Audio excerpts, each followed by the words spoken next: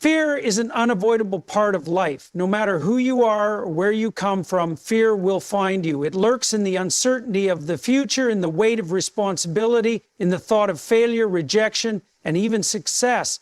It grips you when you stand on the edge of something new, something unknown, something demanding. And yet, despite how it feels, fear is not your enemy. It is a signal, a test, and more importantly, a doorway to growth. Most people treat fear as something to be avoided. They build their lives around comfort, around security, around minimizing risk. But the problem with that strategy is that the world doesn't play by those rules.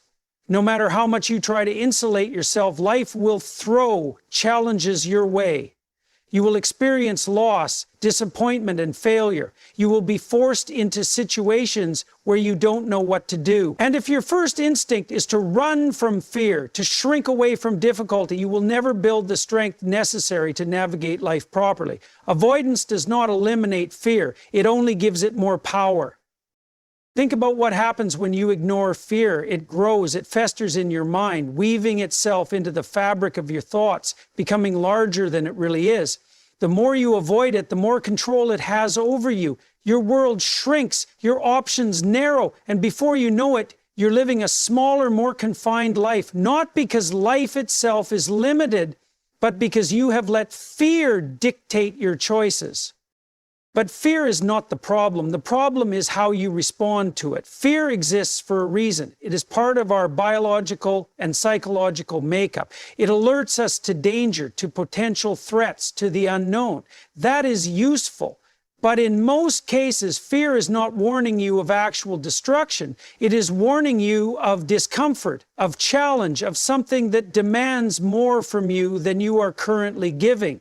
And that is where the opportunity lies. Because if you can reframe fear, not as something to be avoided, but as something to be confronted, you open the door to growth. Consider this: the most capable, admirable people you know, those who have built strong lives, who have earned respect, who have become truly competent, are not people who have lived without fear. They are people who have faced it again and again. They are the ones who walk toward the challenge rather than away from it. They are the ones who, when fear whispered that they weren't good enough, that they weren't ready, that they might fail, answered back with action. They understood that courage is not the absence of fear, it is the willingness to act despite it. You might think, but what if I fail? What if I get hurt? And that's a reasonable concern. Failure is painful, rejection is painful. But what's the alternative? To stay safe? To never try? To never test yourself against the weight of reality? That is a slow kind of death. That is a life of quiet regret, of wondering what could have been if you had been braver, if you had stepped forward instead of retreating. The truth is, fear is a compass. It points you toward the areas where you have the most room to grow. The things that scare you often reveal where you are weakest, where you are uncertain, where you still have work to do. And that is invaluable information. Instead of running from those things, you should lean into them. If speaking up scares you, then speak. If responsibility intimidates you, then take it on. If failing in front of others terrifies you, then put yourself in situations where failure is a real possibility. Because every time you do that, you teach yourself that fear does not have the final say. Fear will never go away entirely. It will always be there whispering doubts, reminding you of risks. But the goal is not to eliminate fear. The goal is to make yourself stronger than it, to train yourself through action to move forward despite it. That is how confidence is built. That is how resilience is developed. And ultimately, that is how you become the kind of person who can handle the weight of life, not by avoiding fear, but by mastering your response to it. Life is not easy. It is difficult, unpredictable, and often deeply unfair. No one escapes suffering. No one avoids hardship forever. No matter how much you try to organize your life, no matter how carefully you plan, chaos is always present, waiting to disrupt everything. It comes in many forms: loss, failure, betrayal, illness, uncertainty. It strikes without warning, dismantling the structures you thought were secure. And yet, this is not a mistake. This is the nature of existence itself. From the moment we are born, we are thrust into a world we do not fully understand. As children, we are shielded to some extent, but soon enough, reality makes itself known. We learn that pain is real, that people can be cruel, that things do not always go our way. We see loved ones get sick, relationships fall apart, dreams slip through our fingers. We encounter obstacles that seem insurmountable, burdens that feel too heavy to bear. And it is in these moments that many people despair, wondering if there is any point to it all. The problem is not just that life contains suffering, it is that suffering often feels senseless. When hardship arrives, it does not come with an explanation. It does not give you time to prepare. It does not care about fairness or justice. A hard-working person may lose everything, while another who deceives and manipulates may succeed. A loving parent may watch their child suffer, while another neglects their children without consequence. These contradictions make it tempting to resent life itself, to fall into cynicism, to give up.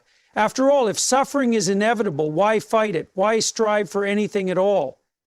But here's the truth. Avoiding suffering does not eliminate it. It only makes it worse. Many people attempt to escape suffering by numbing themselves. They distract themselves with entertainment, with substances, with empty pleasures. They try to create a life so comfortable, so insulated from hardship, that they never have to face pain directly. But that kind of life is fragile. It is built on avoidance, not strength. The moment real chaos arrives, and it always arrives, everything falls apart, and they are left utterly unprepared.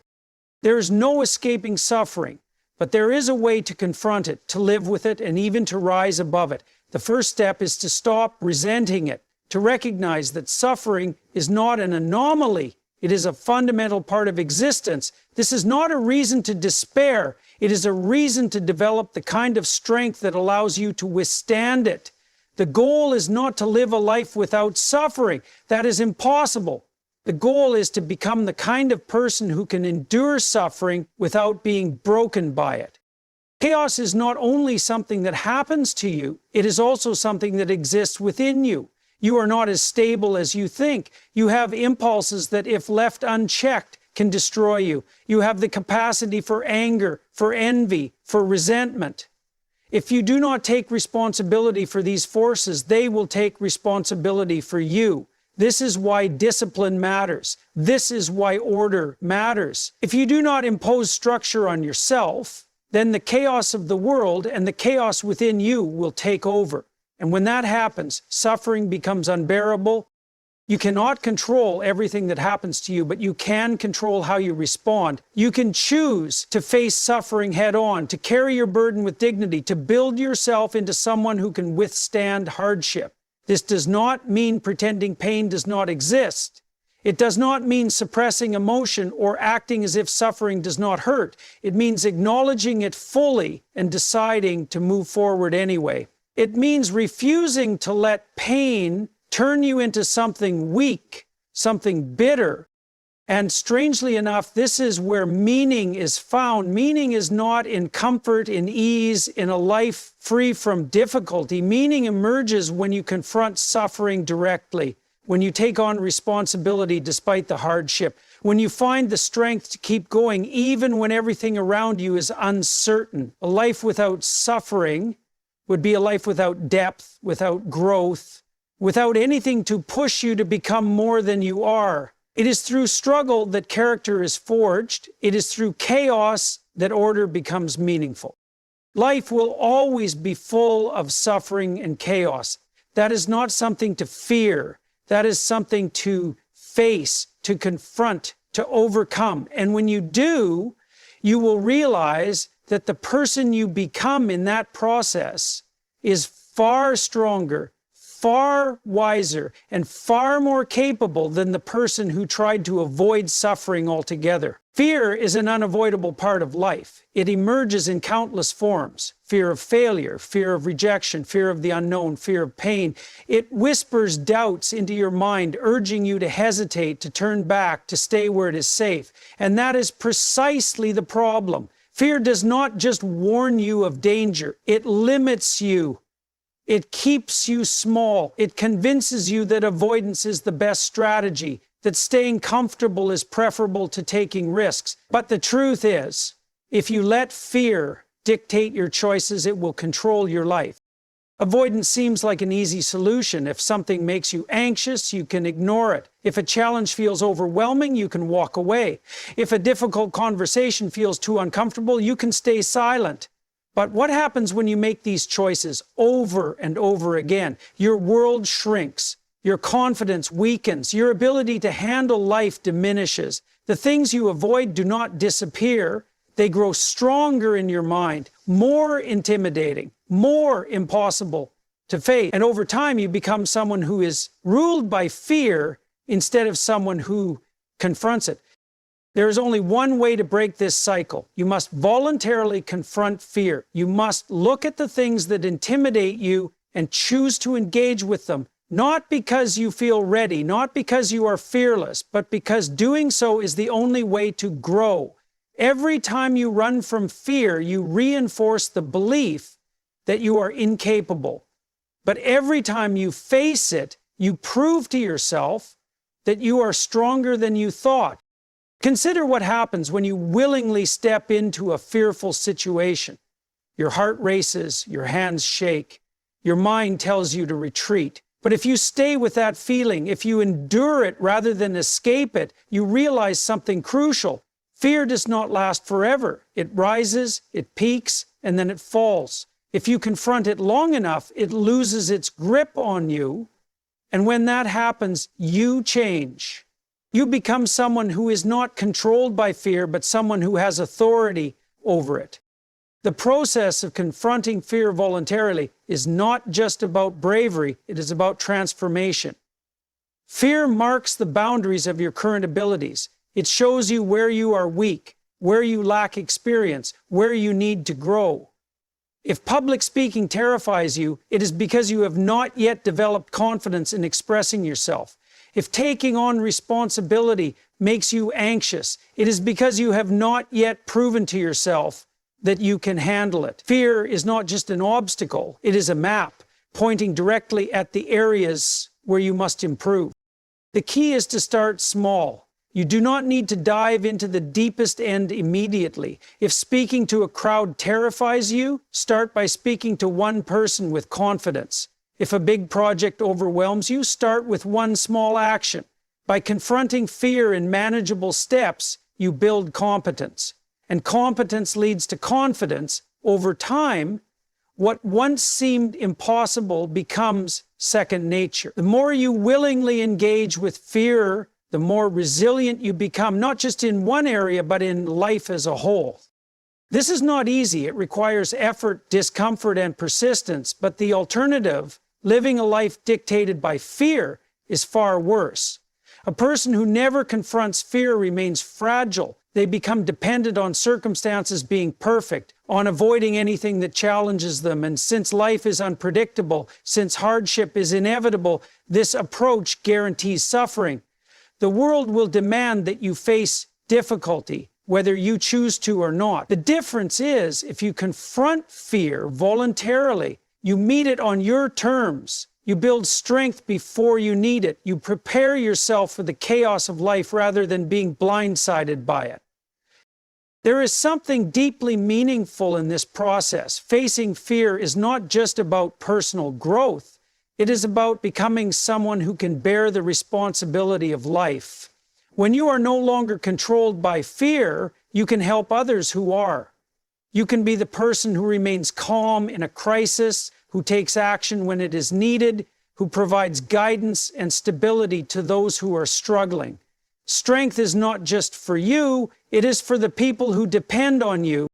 Fear will always be there. It is part of being human. But the choice remains, will you let it control you or will you control it?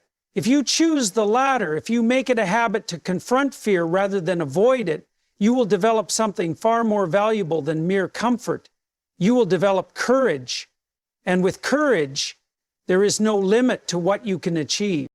Where life feels overwhelming, where you are unsure of what to do next, it paralyzes you, making every decision seem dangerous, every risk too great. The more you allow fear to dictate your actions, the more control it gains over you. But there is one thing that can strip fear of its power: taking responsibility. When you willingly take responsibility for your life, your choices and your circumstances, fear loses its ability to dominate you.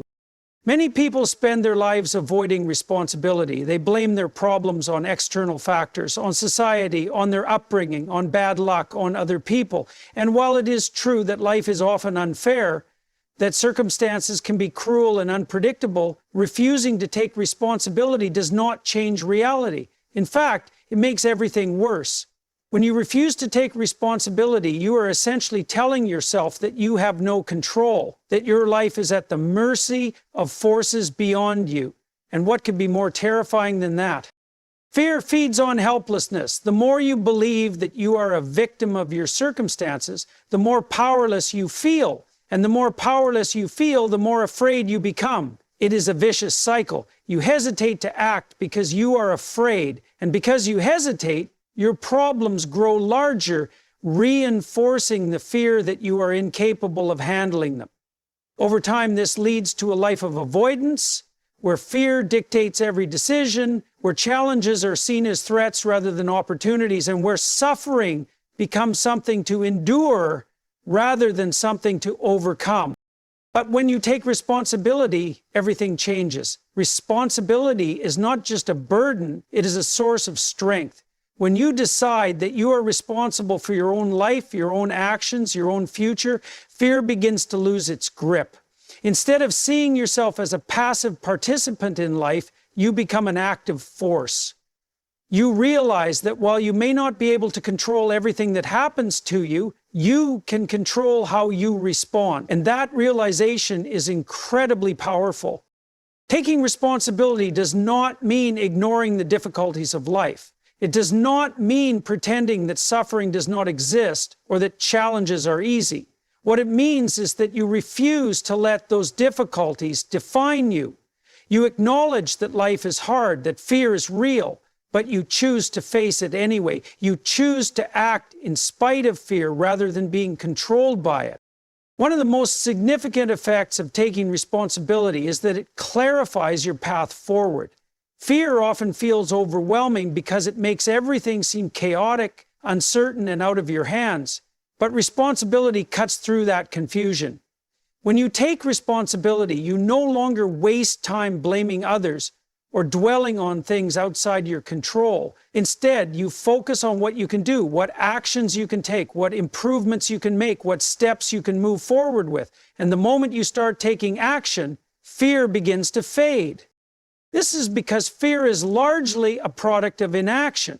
When you hesitate, when you avoid, when you refuse to engage with the challenges in front of you, fear grows. But when you move forward, when you take responsibility for solving problems rather than running from them, you prove to yourself that you are capable.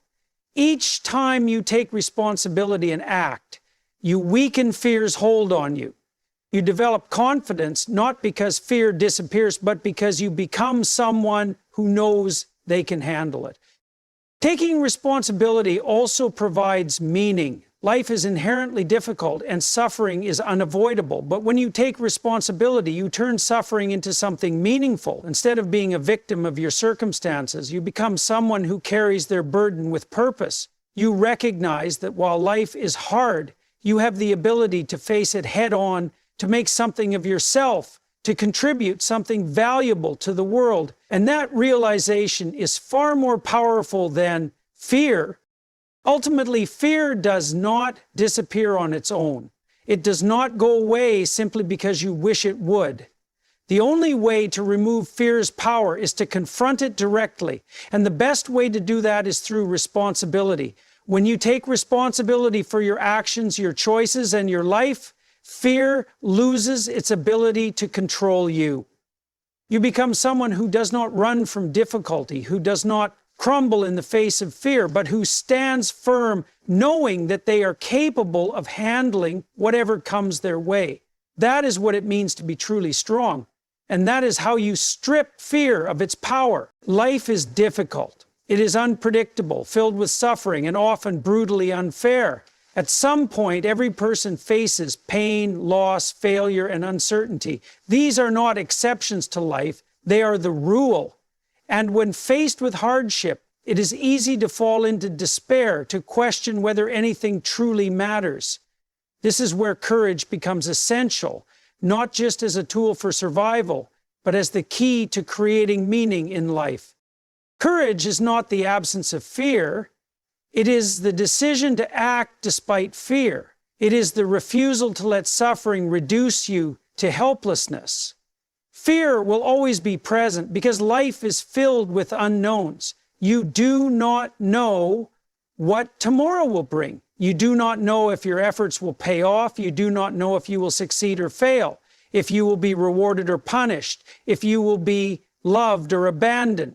And yet, despite this uncertainty, you must act, because without action, without stepping forward into the unknown, there is no growth, no purpose, no meaning. People often search for meaning as if it is something to be found, something external that will one day reveal itself to them. But meaning is not something you discover, it is something you create, and it is created through courageous action. When you decide to take responsibility, when you decide to confront challenges rather than avoid them, when you choose to push forward despite fear, you carve out meaning from the chaos of life. Consider what happens when you refuse to be courageous. You hesitate, you avoid, you retreat into comfort, and while comfort may seem appealing in the moment, it leads to stagnation.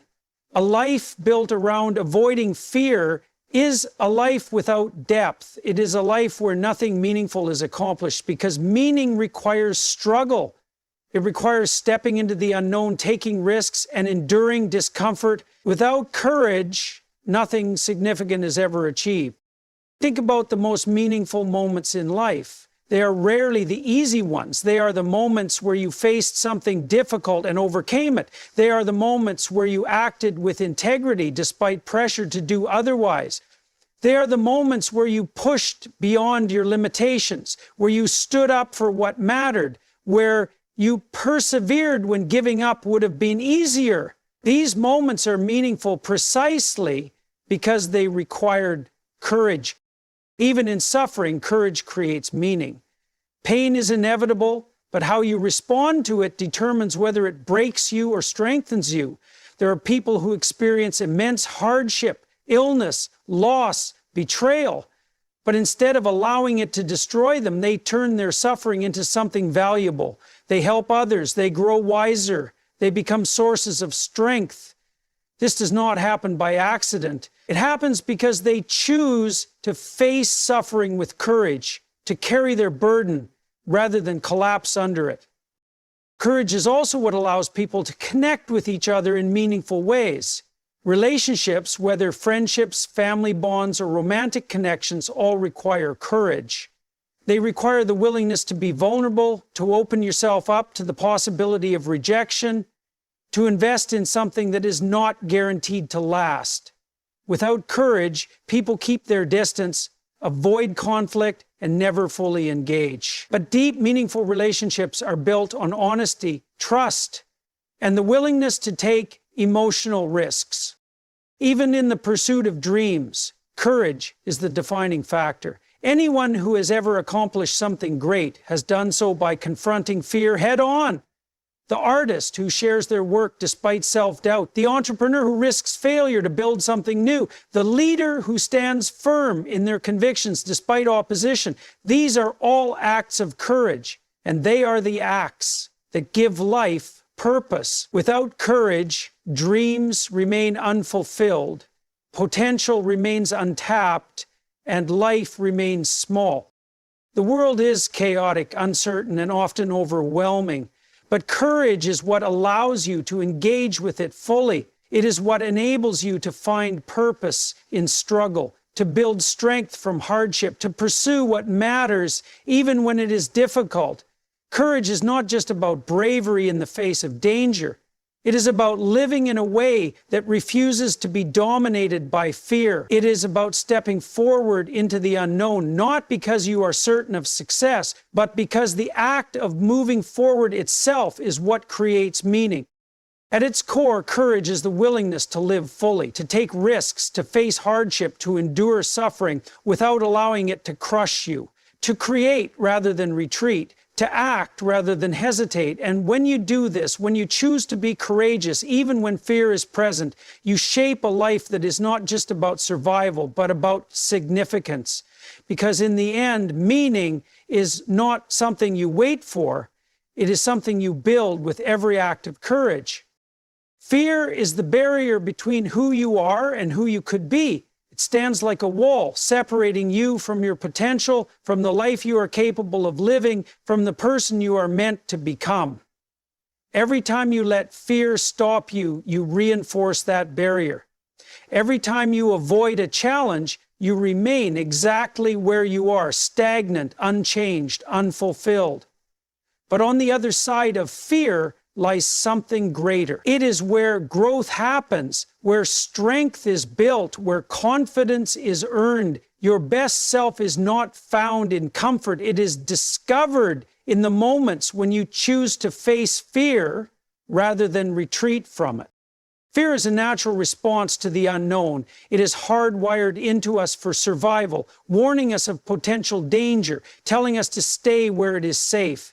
But the problem is that fear does not just warn you of real threats. It also convinces you to avoid anything that is difficult, anything that requires effort, anything that carries the risk of failure. It tells you that you are not ready, that you are not good enough, that you will embarrass yourself, that you will fail. And so you hesitate. You stay within the boundaries of what is familiar, of what is comfortable. But nothing great is ever achieved in comfort. Think about the people you admire, the ones who have accomplished something meaningful, who have built something great, who have transformed their lives. None of them did so by avoiding fear. They did not become strong by staying in their comfort zones. They became who they are because they pushed through fear, because they took risks, because they faced failure and kept moving forward. And the same is true for you. The best version of yourself is not found in avoidance. It is found in the struggles you are willing to endure, in the fears you are willing to confront, in the risks you are willing to take. Fear is often a signal, not that you should turn back, but that you are on the edge of something important. The moment you feel fear, it means you are stepping into territory that challenges you. And that is exactly where you need to be. Because growth does not happen in ease, it happens in discomfort. Strength is not built when everything is simple. It is built when you push through resistance. The moments that define you are the moments when you choose to act despite fear, when you step forward, even when doubt is screaming at you to stop. The truth is, the version of you that exists right now is limited by fear. It is held back by hesitation, by excuses, by the desire to stay comfortable. But on the other side of fear is a version of you that is stronger, more capable, more confident. The only way to reach that version of yourself is to go through the fear, to face it directly, to refuse to let it dictate your actions. This is not easy. Growth never is. It requires stepping into uncertainty, embracing discomfort, being willing to fail. But every time you do, you prove to yourself that fear does not define you. You become more resilient, more disciplined, more capable. You begin to realize that fear was never the real enemy. The real enemy was avoidance, hesitation, the belief that you were not strong enough to face it. Your best self is waiting on the other side of the fears you have been avoiding, the skills you want to develop, the strength you want to build, the relationships you want to improve, the goals you want to achieve. All of them require courage. They require you to move forward even when fear is present. They require you to trust that you are capable of handling whatever happens. So what is stopping you? What fear has been holding you back? Is it the fear of failure, the fear of judgment, the fear of stepping into the unknown? Whatever it is, recognize that it is a test of whether you will let fear define your life or whether you will push past it. And on the other side of that test is growth, is confidence, is the version of you that is no longer controlled by fear, but strengthened by it. Do not let fear be the thing that keeps you from the life you were meant to live. Do not let it be the reason you settle for less, the reason you hold back, the reason you never reach your full potential. Fear will always be there, but so will the choice to face it, to move forward, to become more than you are today. Your best self is not in the comfort of what you already know. It is in the challenges you are willing to take on, in the fears you are willing to conquer, in the moments when you choose courage over hesitation. It is on the other side of fear, waiting for you to step forward.